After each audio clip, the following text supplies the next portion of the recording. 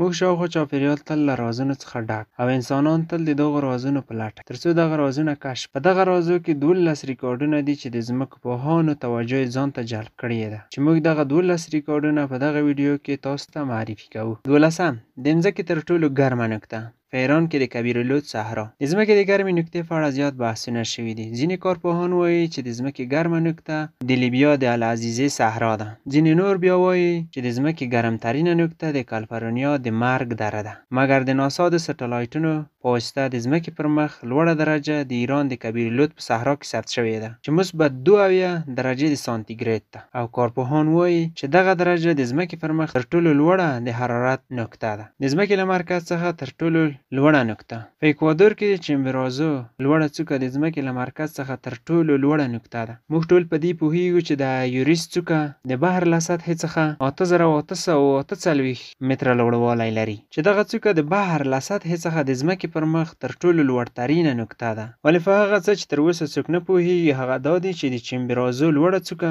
چې 6320 متره لوړوالی لري د ځمکې له مرکز څخه د ځمکې پر مخ تر ټولو لوړه نقطه ده. د چمبرازو لوړه څوکه چې د استوا کرښې ته نږدې موقعیت لري او د ایورس له لوړې څوکې په نسبت 2000 متره په اندازه د ځمکې له مرکز څخه لرې موقعیت لري. د نړۍ تر ټولو لرې پرته جزیره چې خلک پکې ژوند کوي تریستان. د بحر اطلس په سمندرګي کې یوه جزیره ده چې د تریستان په نامه باندې یادېږي چې خلک پکې ژوند کوي. دغه جزیره دومره کوچنۍ ده چې هوایي میدان نه لري. په دغه جزیره کې 202 نفره اوسیږي چې ټول 8 خاندانونه دي. د تریستان جزیره په 1800 میلادي کال کې د بریتانیا مستعمره وګرځېده.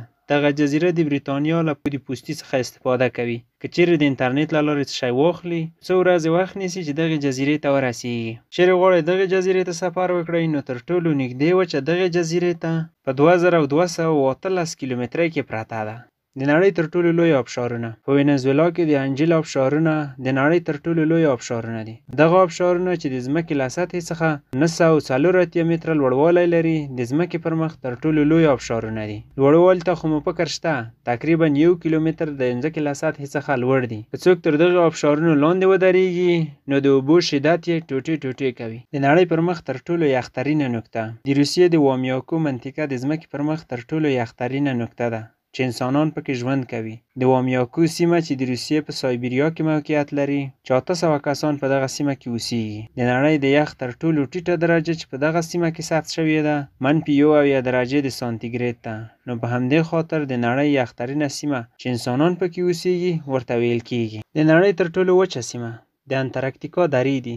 2 میلیون کاله کېږي چې د انټارکتیکا په وچه او بیاباني درو کې باران نه دی شوی او هلته اوس هم واورې اوبه او د یخ کنګلونه پیدا کیږي. کارپوهان وایي د انټارکتیکا وچې درې د مریخ په څیر دي.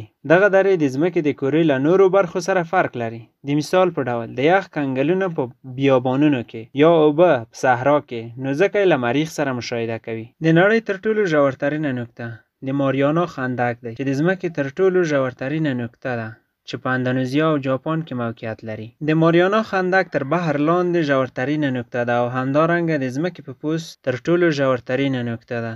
دا خندق د ځمکې له سطحې څخه 10911 متره ژوروالی لري. د ماریانا خندق په 1951 کال کې د بریتانیا د سلطنتي کښتۍ لخوا چې چلنجر نومېده ولیدل شو. نو په همدې خاطر د ماریانا ژورترینه نقطه د چلنجر په نامه باندې یادېږي. که چیرته د ایورس لوړه څوکه د ماریانا په کنده کې کېنوو نو بیا هم د اوبو له سطحې څخه د ماریانا تر لوړې څوکې پورې به 2000 متره فاصله وي.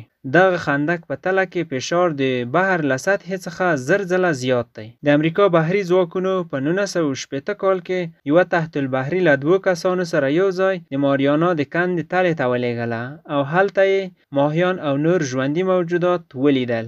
د نړۍ لمده ترینه نقطه په کولمبیا کې د لورو منطقه ده. د کولمبیا په لورو ولایت کې په کال کې په اوسط ډول 12190 ملي متره باران وریږي. ډیر وخت کارپوهان په دې باور وو چې د هند د چراپونجي سیمه د نړۍ تر ټولو لمده ترینه نقطه ده. ولې په دغه سیمه کې په کال کې په اوسط ډول 10320 ملي متره باران وریږي. نو ځکه د باران دغه اندازه یو بل ته نږدې ده اکثره وخت تغییر کوي.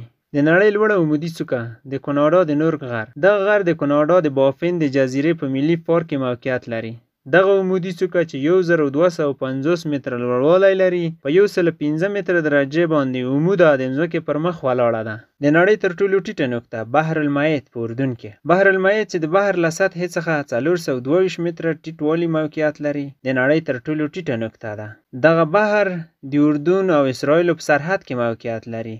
دغه بحر پر غاړه چې کوم سرک تیر شوی دی د نړۍ تر ټولو ټیټترین سرک دی. په دغه بحر کې د مالګو اندازه له حد څخه زیاته ده چې هیڅ ژوندی موجود پکې ژوند نه کوي، نو په همدې خاطر ورته بحر الميت ویل کیږي. د نړۍ پاکترینه نقطه د انتارکتیکا ریج ای. دغه سیمې ته تر اوسه هیڅ انسان نه دی تللی. دغه منطقه د بحر له سطحې څخه 4053 متره لوړوالي کې موقعیت لري چې د ځمکې جنوبترینه نقطه هم ده. په دغه سیمه کې د اتموسفیر فشار ډیر کم دی، نو ځکه هیڅ باد پکې جریان نه لري. د نړۍ ډبلترین یخ چې د بینتلی په نامه یادیږي، دغه منطقه د نړۍ ژورترینه سیمه هم ده چې تر اوبو لاندې نه ده بلکې تر یخ لاندې ده. د دغه یخونو ډبلوالی 2555 متره دی چې د نړۍ تر ټولو ډبلترین یخ دی.